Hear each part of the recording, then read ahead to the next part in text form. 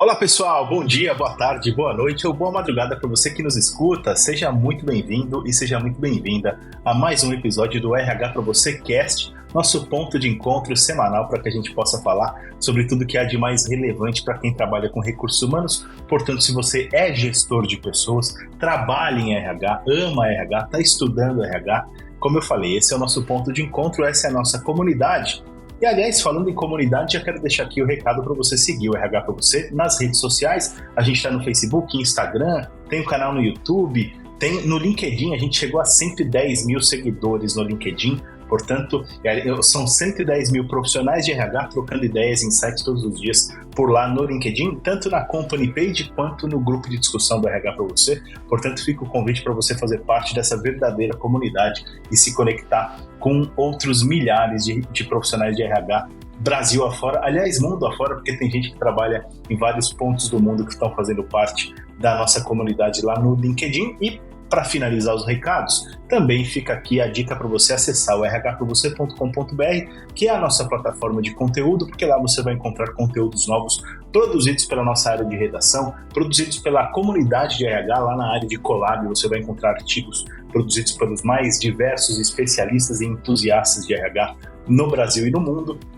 Tem a nossa área de colunistas também, de especialistas em RH. Você vai encontrar conteúdos de marcas super relevantes lá também. Então, que são os nossos parceiros, são quem de fato torna tudo isso possível. Então, fica à vontade para acessar rhpravocê.com.br e curtir todo o conteúdo que está lá disponível. Beleza? Episódio de hoje, a gente vai falar sobre funcionários boomerang. A gente vai entender um pouquinho mais sobre esse conceito, por que isso está acontecendo, se vale a pena ou não contratar, fazer aquele revival e contratar aquele funcionário que já esteve na companhia em algum momento anterior. E quem vai guiar a gente nessa jornada e ajudar a gente a entender melhor todo esse contexto é o Bruno Martins, Senior Manager do escritório de São Paulo da Robert Walters, e eu já agradeço imensamente a sua participação no RH para você Cast, Bruno. Prazer falar com você, Daniel, prazer falar com o teu público. Olá a todos, espero que gostem do nosso papo. Maravilha, vamos lá para o nosso bate-papo.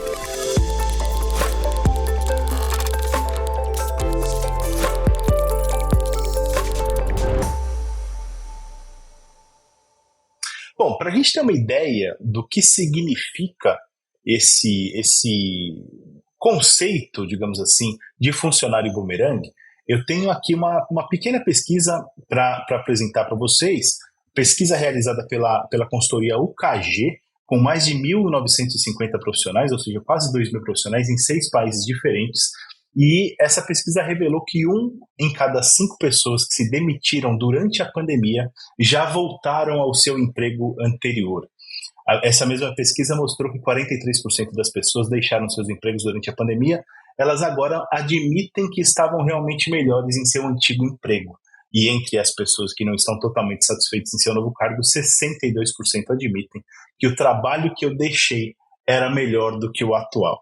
Ou seja, há um sentimento de retorno, de preciso voltar para onde eu pertencia, digamos assim, e parece generalizado, ou muitas empresas estão sofrendo, entre aspas, isso, mas, obviamente, há contras e há prós nesse movimento. E aí eu queria, antes da gente entrar nas perguntas que a gente, inclusive, compartilhou antes contigo aí, Bruno, e tudo mais, eu queria que você ajudasse a gente a conceituar. Eu falei que os funcionários boomerang são esses que estão necessariamente voltando para empregos anteriores, mas é isso mesmo, ou a gente pode expandir esse conceito de alguma outra forma, Bruno? Daniel, esse tema ele é bastante controverso no dia a dia, porque eu, como headhunter, enfim, há quase 14 anos, ele sempre existiu, mas sempre houve uma percepção diferente das empresas para com esse assunto. A gente precisa segregar o mercado em 2 blocos aqui, para ficar mais fácil o entendimento. Você tem o primeiro bloco, que é um primeiro bloco que eu acho que ele até corresponde à maior parte das empresas, que significa aquelas empresas que a gente costuma usar a expressão empresas de dono, ou a empresa quando o acionista está na operação. Não generalizando, mas em boa parte dos casos existe uma passionalidade na forma de se tomar decisão. uau, essa pessoa me deixou num momento importante, então eu não faço questão de contratá-la.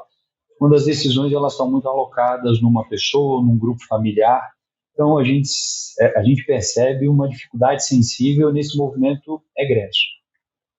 Mas, ao mesmo tempo, na outra ponta, a gente tem as empresas mais bem organizadas, estruturadas e com processos bem definidos, onde a passionalidade ali ela não envolve decisões. Você tem regras, você tem condutas, você tem políticas e tem uma coisa que é muito importante, como nos últimos anos passou a existir, que são dados. Então, o Bruno, que pediu demissão há 3 anos atrás de uma empresa que tem dados, que tem governança, ela tem maior capacidade de tomar esse tipo de decisão. Uau, quem era o Bruno há 3 anos atrás aqui? Temos as avaliações dele, temos aqui, né, vou usar uma expressão, talvez um exemplo, o prontuário dele aqui, com as entregas, com comportamentos, com uma série de questões. Se a posição permite um alinhamento entre as competências do Bruno e o interesse dele, por que não deixar de recontratá-lo? Ele já conhece a nossa companhia. Então, quando eu olho para esse tema, eu acho muito importante a gente tomar como base que assim, as empresas em que tomam essa decisão de uma maneira mais racional, elas são as empresas onde tem dados, onde elas têm um arcabouço ali de processos e informações que permitem que as empresas tomem ou não essa decisão por um motivo justo e racional e não necessariamente um motivo simplesmente passional. Faz sentido, acho que são dois grupos diferentes, né, Bruno? Mas eu queria te perguntar se esse contexto foi aumentado, digamos assim, pelo fator pandemia. Quer dizer, esses últimos anos que a gente viveu, de alguma forma agravou esse movimento, quer dizer, tornou mais comum, digamos assim, que as pessoas e as empresas queiram voltar a alinharem a sua história, quer dizer, voltarem a trabalhar juntos? Eu não diria que isso se agravou, né? Tá, Mas eu diria que as empresas se solidarizaram de uma maneira tá, mais específica com o ato em si, né? Então, tá. alguém que foi desligado por um layoff ou alguém que pediu demissão durante o período de pandemia, a gente tem aqui, enfim, até como exemplo, enfim, clientes em que passaram a reconsiderar isso, considerando aquele cenário de momento. Então, isso é uma verdade, sim. Tá?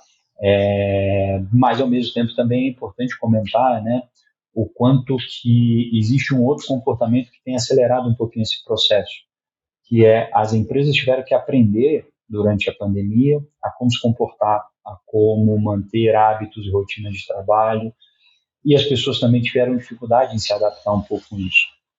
Então, a gente tem uma questão importante, que é o movimento do formato de trabalho, do modelo de contratação, ele vem voltando para um modelo mais tradicional. O que a gente tinha, as Tá. empresas 5 dias de Sim. home office, isso pulou para 4, 3, 2, e hoje a gente vê de uma maneira mais comum, 2 dias em casa ou um dia em casa, tem feito com que as Uhum. pessoas reconsiderem trabalhos antigos ou reconsiderem estar onde estão. Perfeito. E o modelo de contratação boomerang, digamos assim, quando você opta por contratar alguém que já esteve na organização, quais são os prós e contras disso, Bruno? Porque eu imagino que seja muito bom contar com alguém que já conhece a cultura da organização, que já conhece algumas pessoas que ali estão e tudo mais, mas há também todo um vício que pode ter sido já adquirido e que serão retomados. É, como fazer desse modelo de contratação algo de fato mais profissional, não tão sanguíneo? Quer dizer, talvez eu esteja misturando as estações no sentido de que você já falou que tem as empresas familiares, as empresas de dono, e tem as empresas com processos um tanto mais frios ou mais pensados e tudo mais. Mas esse é um modelo aconselhável, digamos assim, quando isso aparece para você como headhunter, na Robert Walters e tudo mais. O que você avalia para falar, pô, acho que é um movimento que vale a pena ou acho que é um movimento que não vale a pena? Primeiro que a gente precisa considerar que um processo de recrutamento, seja ele feito via RH ou via uma firma especializada, tem uma coisa muito importante que é, né, encontrarmos a pessoa com alinhamento comportamental e técnico naquele momento em que a vaga é aberta, né? Então, o candidato A ele pode ter uma excelente competência, mas ele não está no momento em que permita a movimentação ou vice-versa. Quando a gente olha para o movimento de contratação, onde você tem ali, né, como candidato ou um dos candidatos finalistas, alguém que já trabalhou na companhia, o primeiro ponto é o seguinte, né, independente se aquela pessoa realmente é uma pessoa onde a companhia queira contratar, mas se ela tem uma base comparativa para aquele momento, ela tem um embasamento, né, mais frio, mais racional para decidir que aquela pessoa, além das competências, já tem um histórico de conhecer a companhia. Eu diria que o único componente que acaba prejudicando um pouco essas questões é quando a companhia torna esse movimento algo muito exclusivo e ele transfere uma mensagem para aquela pessoa de que ela tem uma importância maior do que qualquer outra. Então, é aquela questão de quase que, se você não toma cuidado de passar uma mensagem correta, faz com que aquela pessoa entenda que ela é insubstituível naquele momento, ou que ela é a única pessoa para aquele momento. Se você não tem um onboarding tão bem adequado para você mostrar para a pessoa que ela também está numa zona de desafio e que ela precisa se provar novamente, esse movimento ele acaba tendo um risco maior. Então, a nossa recomendação é, primeiro, né, não existe a questão do pré-conceito, porque já trabalhou, não pode trabalhar de novo, mas o processo ele precisa ser feito com um grau de comparação e com um grau de alinhamento, e o onboarding ele precisa ser tratado de uma maneira extremamente racional e considerando, né, os mesmos parâmetros que se consideraria com qualquer outra pessoa. Era isso que eu ia te perguntar. Esse onboarding ou a integração dessa pessoa que está retornando à empresa, ele deve ser, ele tem algum tipo de especificidade ou ele tem que ser exatamente igual a qualquer outra pessoa que foi contratada e que não esteve na empresa, obviamente? A nossa recomendação é para que essa pessoa passe pelo mesmo onboarding que qualquer outra pessoa passaria. Porque se a gente considerar a velocidade das coisas, uma empresa há 2 anos atrás ou há 1 ano atrás, ela tem questões diferentes. E eu tenho certeza de que o cenário, né, de expectativa e desafio da função, ela tem ajustes. E quando a gente omite um onboarding, ou quando a gente faz um onboarding diferente, existe um risco grande da gente estar passando uma mensagem que é uma mensagem de que, poxa, você não precisa, né, passar por um onboarding tão completo que você já nos conhece.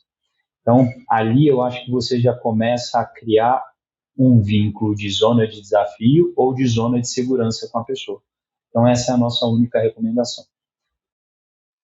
Ou seja, se você, RH, está pensando em trazer alguém de volta, porque esse aqui não vai me dar mais trabalho para fazer onboarding, integração, já conhece a casa, se for por isso, é um péssimo motivo, na minha opinião, e pelo que o Bruno está trazendo, é um péssimo motivo para você trazer esse profissional especificamente. Há que ter outros predicados considerados, é isso, né, Bruno? Tem uma coisa que eu sempre levo em consideração, né, Daniel, que não é sobre o que a gente faz, é como a pessoa reage ao que a gente faz. Então, a gente precisa garantir um processo, né, de isonomia e de parcialidade para que essa pessoa seja reintegrada da mesma forma, né? Ainda que, eventualmente, enfim, a gente conhece muitos casos, né, de CEOs ou de funções, né, de nível de C-level, onde essa pessoa ela é contratada para ela recolocar a companhia ou fazer parte de um plano de recolocar a companhia no cenário em que se deseja, na performance que se deseja. Mesmo uma função de nível de C-level ou uma função de nível gerencial, né, que enfim, o que a gente pode falar aqui, essa parcialidade ela precisa existir, essa isonomia de alinhamento de entrada e onboard, ela precisa ser cumprida. Não, faz todo sentido. Eu acho que é possível que, baseado na experiência prévia daquele profissional, é possível que você pule algumas etapas em termos de treinamento e desenvolvimento daquele profissional. Mas em termos de onboarding, eu acho que quanto mais isonômico, melhor. E aí, nesse sentido, Bruno, eu queria te perguntar também com relação a algum contexto ou algum cenário, se existe algum cenário específico onde é mais e aí pensando na organização, no momento da organização, existe algum cenário específico em que é mais aconselhável buscar profissionais que já conhecem a organização, que lá já estiveram, e existe algum cenário também em que é desaconselhável procurar esses profissionais boomerang, digamos assim? Eu como headhunter, eu não trataria isso de uma maneira 100% racional, o que é totalmente inválido ou totalmente válido. Mas, sem dúvida nenhuma, quando a gente conduz um processo e em alguma circunstância, né, ou seja, nas nossas buscas, nas nossas avaliações, surge aquele candidato que já trabalhou na companhia, para a gente é muito natural o quanto que o nosso cliente, ou quanto que o contratante, ele volta com parcialidade, porque ele tem dados, e ele traz ali um cenário onde, podemos reconsiderar essa pessoa versus uma circunstância onde ele não tem dados e ele toma uma decisão mais passional ali de dizer não o recontratamos. Então, eu não diria para você que existe algo padrão, mas se a companhia tem dados, se a companhia cumpre, né, bons ritos de RH, né, ou seja, o processo de entrevista de desligamento, se ele tem informações ali em que conceituem a passagem da pessoa para ali, ela tem muito mais segurança para tomar uma decisão, e o que acaba também influenciando, porque tem uma outra ponta importante, né, Daniel? Em alguns cenários, a companhia também busca pessoas que passaram pela companhia naquele momento. E aí a gente entra num cenário onde o candidato também tem a posição de escolher. E a decisão dele também, muitas das vezes, é embasada em dados, né? Seja a circunstância de uma gestão anterior, seja a circunstância de uma estratégia definida no grupo de C-level, né? No grupo de tomadores de decisão daquela companhia em que ele não tem alinhamento com aquilo. Então, a gente tem sempre as duas pontas, né? Seja o candidato em querer vivenciar aquele cenário, seja a companhia em aceitar aquela circunstância novamente. Eu quero agradecer imensamente, viu, Bruno, pela sua participação no RH para você Cast, desejar sucesso para você e para Robert Walters. Muito obrigado pela oportunidade, enfim, é sempre bom compartilhar boas práticas e falar um pouco sobre questões que às vezes parecem tabus. Muito sucesso aí para vocês, enfim, adoro ler os conteúdos de vocês, espero que seja mais um conteúdo interessante para as pessoas. Com certeza foi.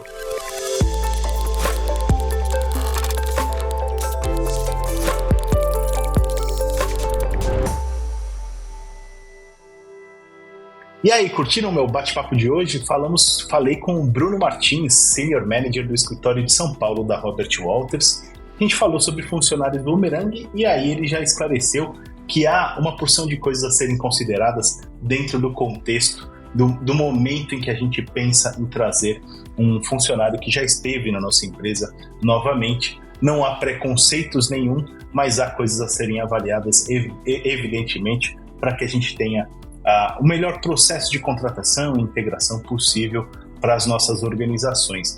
Eu quero deixar aqui o convite para você assinar o feed do nosso podcast ou se inscrever no RH para você Cast aí no tocador de sua preferência. Você provavelmente está ouvindo a gente no Spotify, mas pode estar assistindo no YouTube ou ouvindo no Deezer, no Apple Podcasts, no Google Podcasts, não importa. Onde quer que você esteja, se inscreva ou assine o feed do podcast, porque sempre que tiver episódio novo publicado, a gente vai aparecer na página inicial do seu player. Mas você sabe que a gente tem esse encontro marcado toda segunda-feira cedinho, com um episódio novo na área, para a gente começar bem a semana, entre 5, 6, 7 da manhã. Na segunda-feira, a gente está sempre com conteúdos novos. E aí, se você estiver ouvindo a gente na segunda, já desejo uma excelente semana para você. A gente se vê no próximo episódio. Um grande abraço e até mais.